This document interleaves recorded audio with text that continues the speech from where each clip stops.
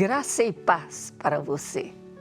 É com grande alegria que daremos continuidade ao projeto Núcleo Luz do Mundo, leitura orante da Palavra de Deus por ocasião da comemoração do centenário de nossa querida Arquidiocese e do cinquentenário do mês da Bíblia.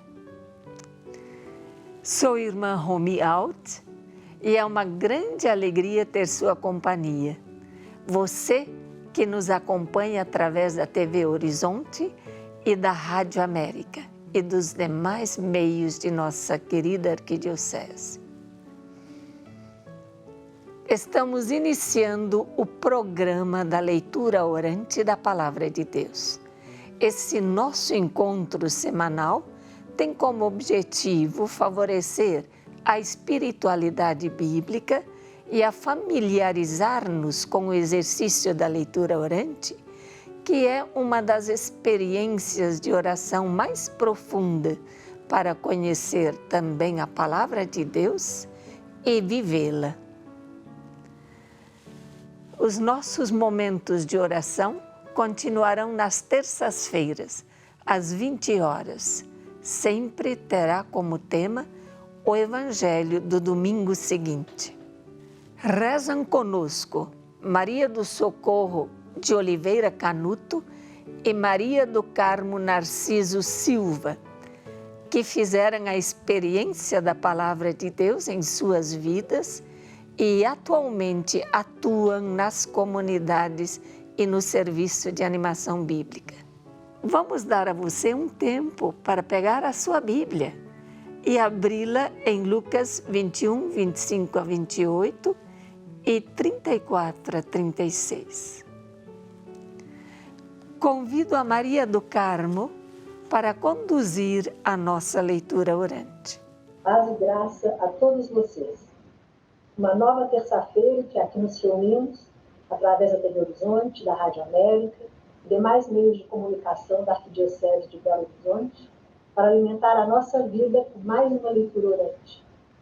Hoje, a nossa leitura se encontra no Evangelho segundo Lucas, capítulo 21, versículos de 25 a 28 e 34 a 36. Neste nosso encontro, nós possamos sentir a palavra de Deus, trazendo luz ao nosso espírito. Que essa leitura orante nos oriente em nosso caminhar ao encontro com Deus. Um caminhar de 5 passos. E que vamos pedir para Maria do Socorro que recorde conosco quais são esses passos. Por favor, Socorro. Bom, como já foi falado, a leitura orante é um método de oração, reflexão e contemplação que temos para conhecer, aprofundar e viver melhor a palavra de Deus. Ela consiste em 5 passos que nos orientam nessa caminhada ao encontro com o Pai, à medida que nós vamos respondendo à pergunta que cada passo faz. Então, o primeiro passo é a leitura, que responde à pergunta: o que o texto diz? O segundo passo, nós vamos responder: o que o texto diz para mim? É a meditação. Passamos depois para o terceiro passo, que é a contemplação. A pergunta é a seguinte: o que o texto me leva a experimentar? Quarto passo, oração.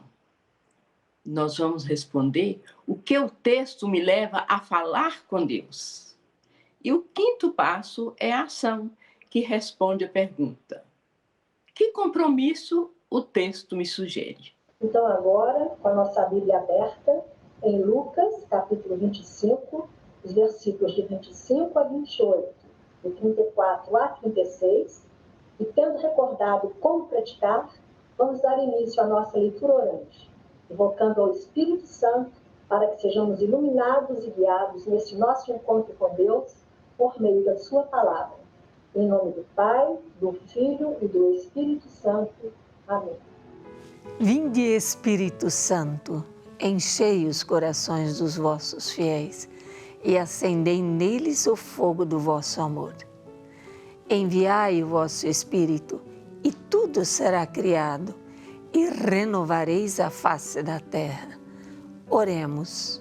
Ó Deus, que instruístes os corações dos vossos fiéis, com a luz do Espírito Santo, fazei que apreciemos dignamente todas as coisas segundo o mesmo Espírito e gozemos de sua consolação. Por Cristo, Senhor nosso. Amém. Antes de darmos início à nossa leitura de hoje, para nos ajudar a ter uma boa compreensão, nós vamos contextualizar um pouco o Evangelho segundo Lucas em seu tempo e observar onde que o nosso texto se encontra dentro do Evangelho. O Evangelho segundo Lucas, provavelmente ele foi escrito após os anos 80. Possivelmente, sendo um cristão de origem pagã, Lucas não foi contemporâneo de Jesus, mas ele esteve junto de Paulo em suas primeiras viagens e abraçou Cristo ressuscitado, anunciado por Paulo. Foi, portanto, uma testemunha das primeiras comunidades cristãs. Ele era um bom conhecedor da língua grega e escrevia, em especial, aos cristãos oriundos do mundo pagão e também aos judeus helenizados. Nós sabemos que o Evangelho segundo Lucas tem muita semelhança com os Evangelhos de Marcos e de Mateus. Em especial, vocês irão notar essa semelhança entre o texto da nossa leitura de hoje e o texto de Marcos, sobre o qual nós refletimos há 2 semanas atrás. Depois valeria a pena vocês, com um tempinho, fazerem uma comparação. É muito legal. Podemos nos perguntar, então, como diferenciá-los? O que é próprio ao Evangelho segundo Lucas? Vejam bem, Marcos, ele tinha como propósito trazer o Cristo glorioso do anúncio de Paulo para o convívio da sua comunidade, como um Jesus também humano.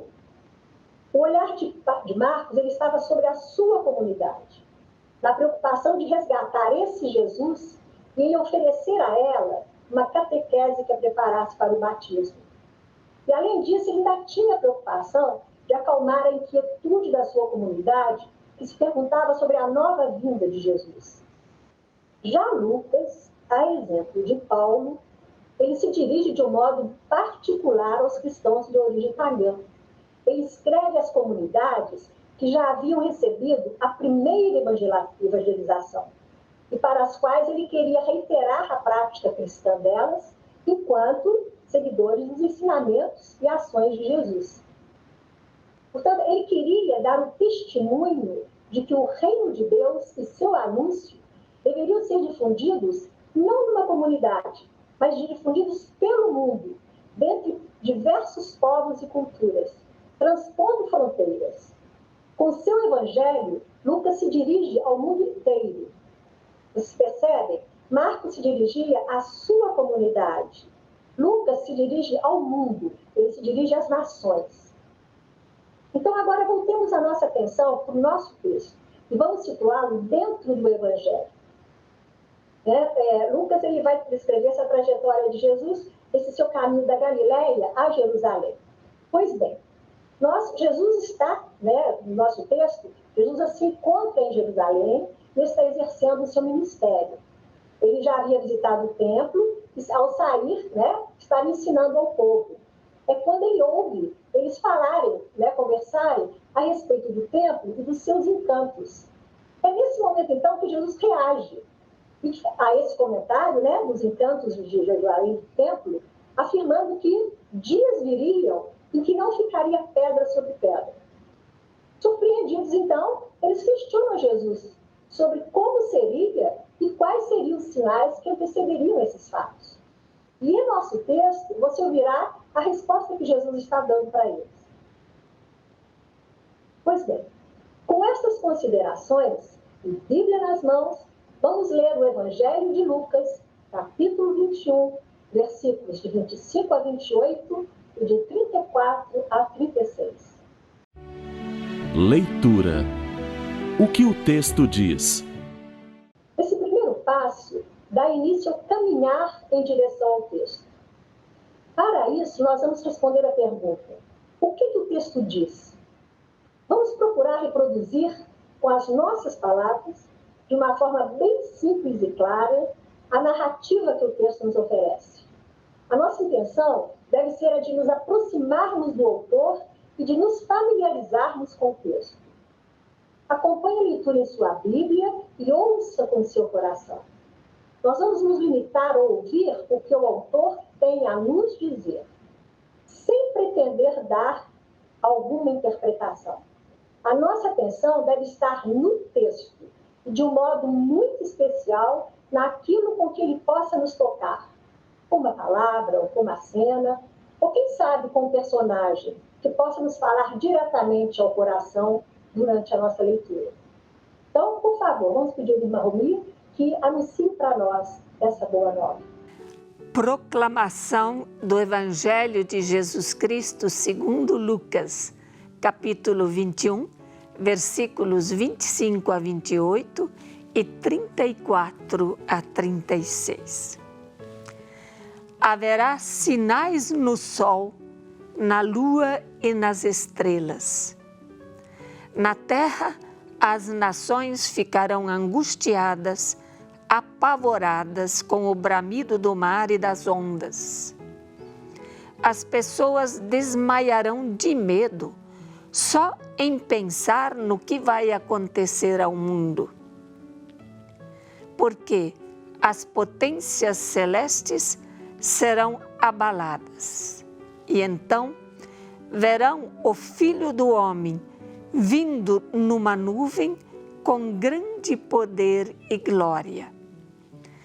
Quando essas coisas começarem a acontecer, reerguei-vos e levantai a cabeça, porque está próxima a vossa libertação.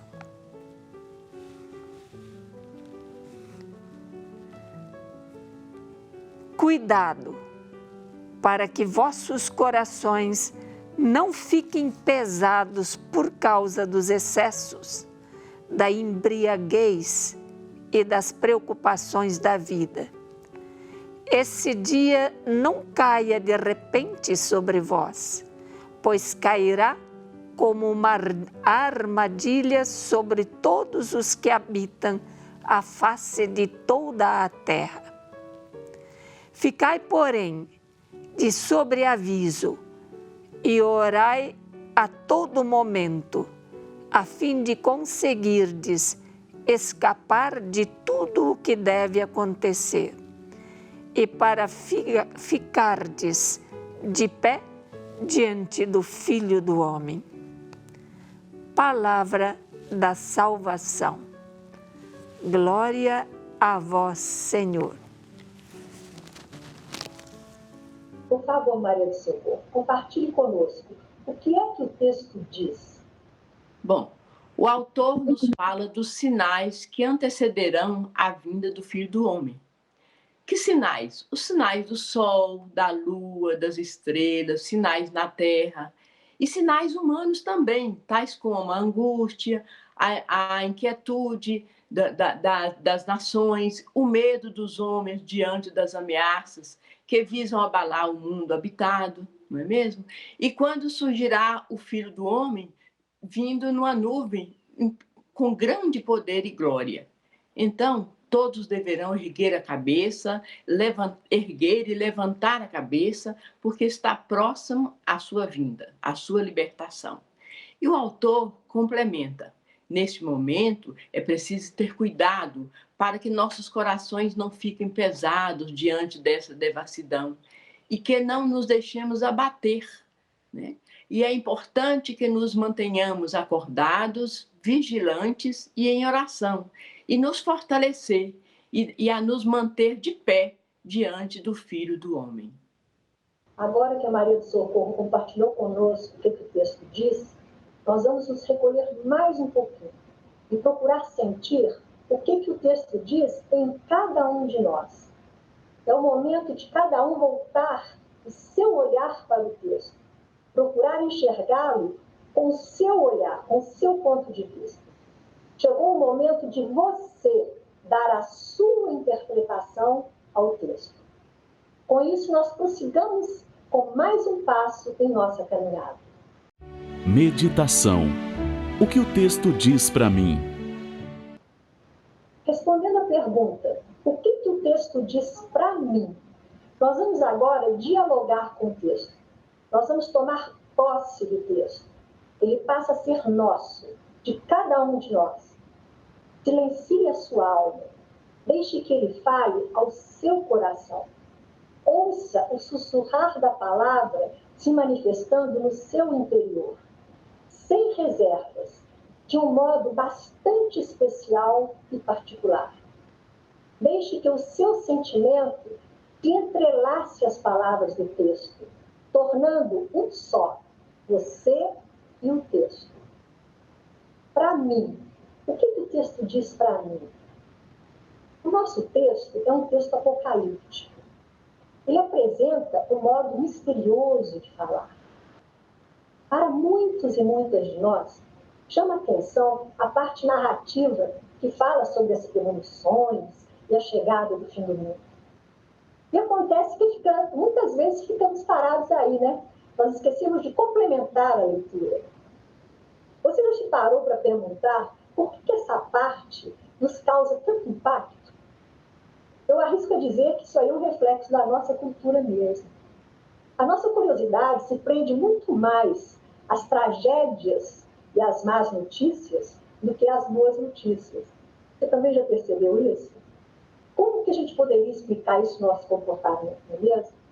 Pois bem, vamos refletir juntos e juntas. A linguagem apocalíptica foi muito usada na Bíblia para retratar e enfrentar tempos difíceis. O nosso texto fala de sinais estranhos e grandiosos que antecedem a esse final do mundo. Mas se você recorda, isso não é novidade.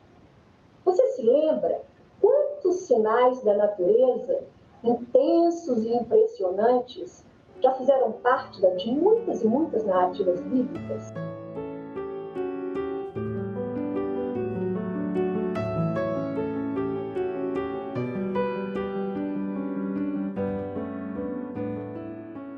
Você se lembra como ocorriam manifestações atípicas e espetaculares na natureza no Antigo Testamento? Você observou que elas, muitas e muitas vezes, eram usadas para anunciar a presença de Deus, para revelar algo de novo que estava para acontecer? Se você se recorda, por exemplo, da sarça ardente, ela anunciava a presença de Deus e trazia, através de Moisés, a tábua da lei, não é mesmo? Pois bem, esse texto nos convida a ter esse olhar. Que tal estarmos atentos para aquilo que sucede à tribulação? O que ela estará anunciando? Veja, o autor está a nos dizer que Jesus ressuscitou para todos, apesar da destruição de Jerusalém. Vejam bem, ele está a nos falar que a destruição de Jerusalém não pôs fim ao projeto de Deus. Ao falar desse final dos tempos, Lucas não quer dizer que está tudo acabado. Não, muito pelo contrário.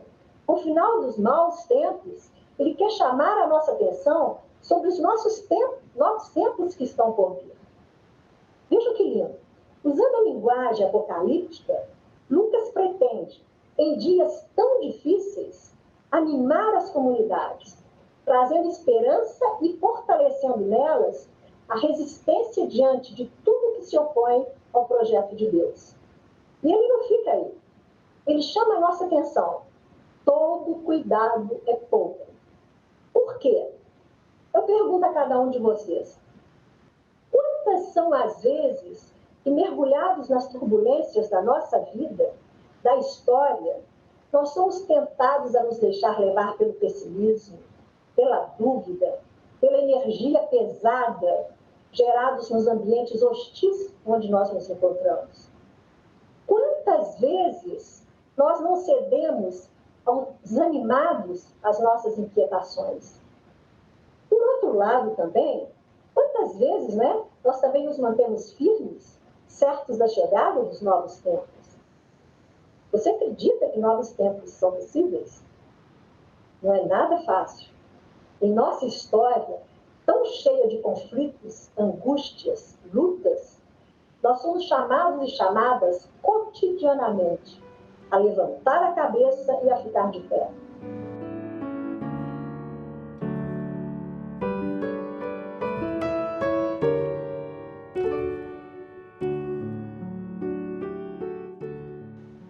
Você ouve esse imperativo? Que resposta você costuma dar? Você aceita o desafio de levantar a cabeça? Ou cede ao conformismo de ficar assentado ou assentada, apático, a se lamuriar da vida? Não são escolhas que possamos fazer num toque de mágica. Não mesmo. Elas requerem consciência. Elas pedem que saibamos encontrar dentre as nuvens o nosso mestre. É para isso que é preciso orar. É preciso ter fé. Resistência e coragem devem ser a nossa bandeira. Só assim nós alcançaremos a nossa libertação. E o que é libertação? Libertação é o surpreender-se no reino de Deus. Pois então, minha gente, que venham os tempos do advento. Maria de Socorro, irmã Romir, por favor, compartilhe conosco as suas experiências. Bom, a palavra de Deus é maravilhosa, né? Ela sempre nos toca em algum ponto, em algum lugar, alguma frase nos balança, vamos dizer assim, né? E para mim essa frase me tocou profundamente. Quando estas coisas começarem a acontecer, levantai-vos e erguei a cabeça, porque a vossa libertação está próxima. Olha, hoje, olhando para o mundo hoje, o mundo onde vivemos, está um mundo conturbado, vamos dizer assim, né? A violência, o egoísmo, o desamor imperam cada vez mais. A gente percebe isso no dia a dia.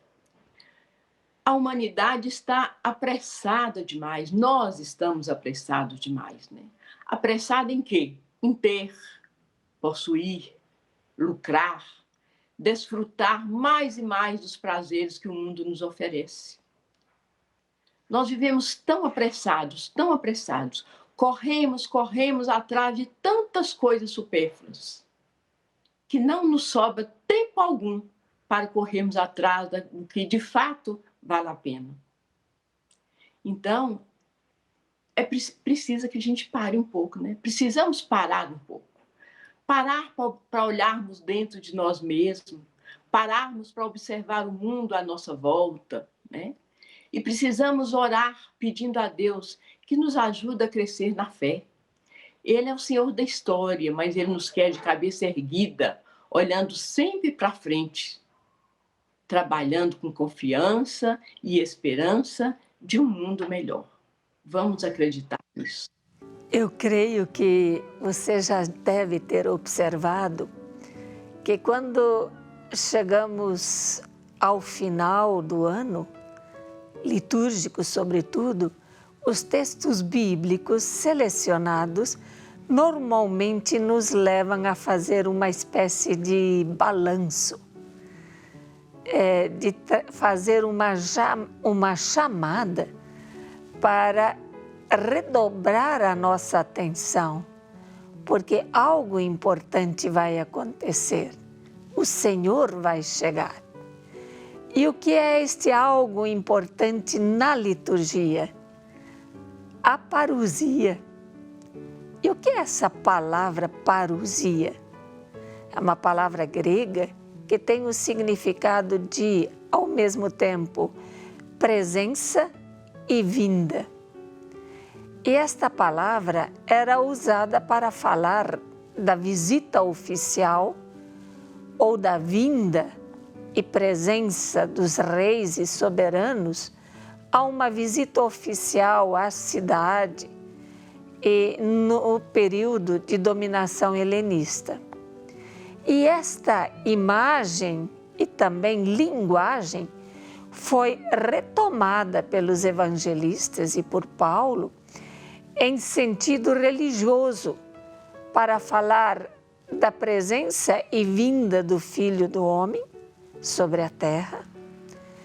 E ela é aplicada também ao mistério da exaltação de Jesus glorioso. E posteriormente também em referência à sua última vinda como Messias. A espera da parousia traduz a espera da última vinda de Jesus e nela se reassume a esperança do Novo Testamento, que requer de nós cristãos uma vigilância, porque não sabemos nem o dia e nem a hora que o Senhor virá, seja no nível individual como no nível coletivo. O que é preciso fazer é preparar essa espera na atenção e numa espera também amorosa, porque Deus vem para toda a humanidade, virá para cada um de nós e nós não sabemos a hora e é preciso estar preparado. E virá também para toda a humanidade, como diz as Escrituras, para o julgamento final. E para você, o que o texto está levando você a refletir? Que inquietudes estão atormentá-la ou atormentá-lo? O que as palavras de Jesus estão trazendo de novo para a sua vida? Continuemos a nossa caminhada, dando mais um passo. Contemplação. O que o texto me leva a experimentar? Nesse nosso terceiro passo, você vai procurar se transportar para dentro do texto. Você leu, você meditou. Agora feche os olhos, respire bem fundo. Com serenidade, perceba o que o texto está levando você a sentir.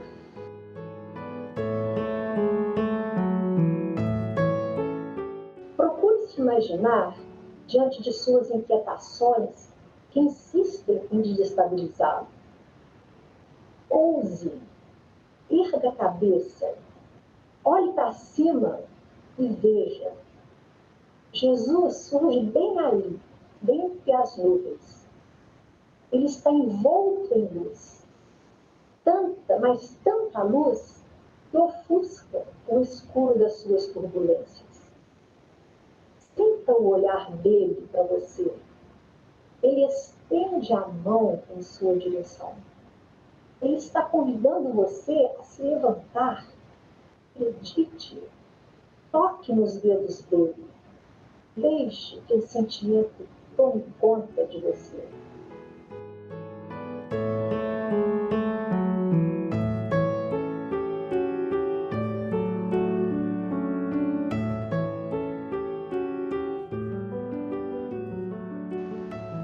Nesse estado de graça, envolvidos pela serenidade com que Jesus nos mostra um novo tempo, nos conduzindo ao Pai, continuemos a nossa caminhada. Vamos então ao próximo passo. Oração. O que o texto me leva a falar com Deus? Depois de ler, meditar, contemplar, o que o texto agora está levando você a dizer a Deus? Você está diante dele. Sinta o conforto e o aconchego do Pai. Não tenha receio. Na contemplação, ele falou com você através de Jesus. Viva esse momento com intimidade. Usufrua dessa oportunidade de falar com ele. Desfrute desse instante. Converse com ele de coração para coração. Só você e ele. Ore.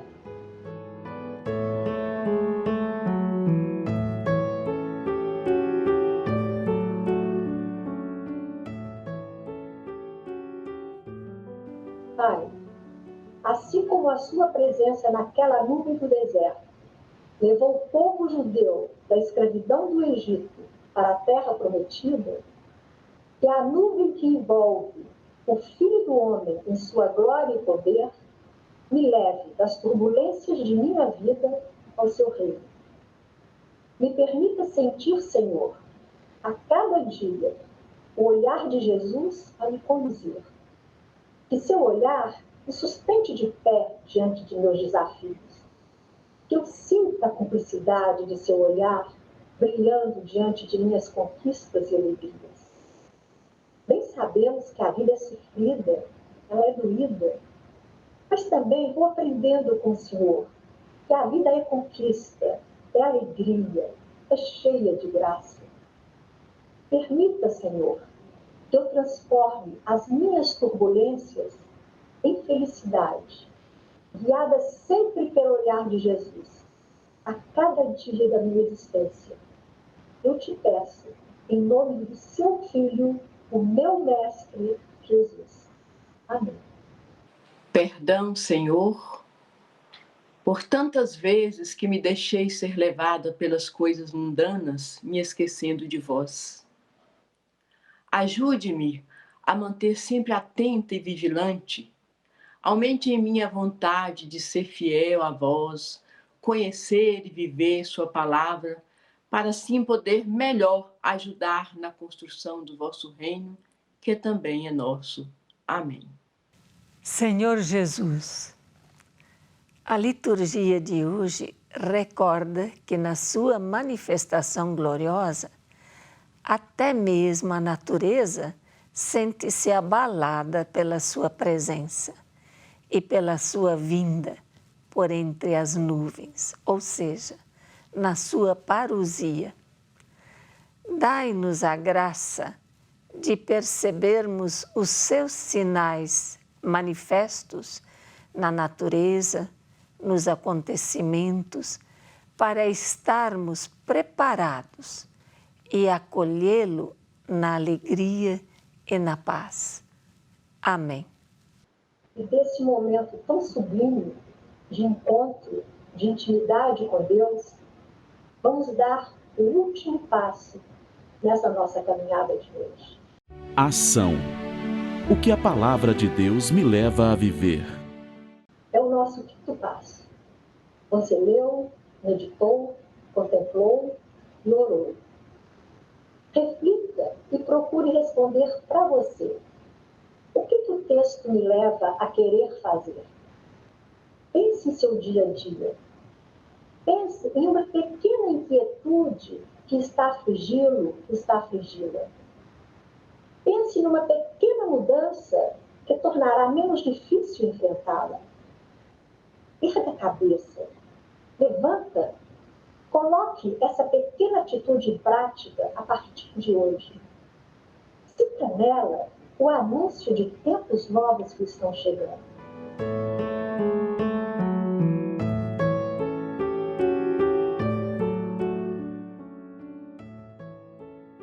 Desse nosso encontro com Jesus, nessa nossa leitura orante, fica o propósito de que Deus nos quer vitoriosos perante a vida. E o nosso Mestre nos orienta, mostrando o caminho. Diante das turbulências, erga a cabeça, levanta, confia e prossiga. Pelos tempos novos que virão, rezemos a oração que o Mestre nos ensinou.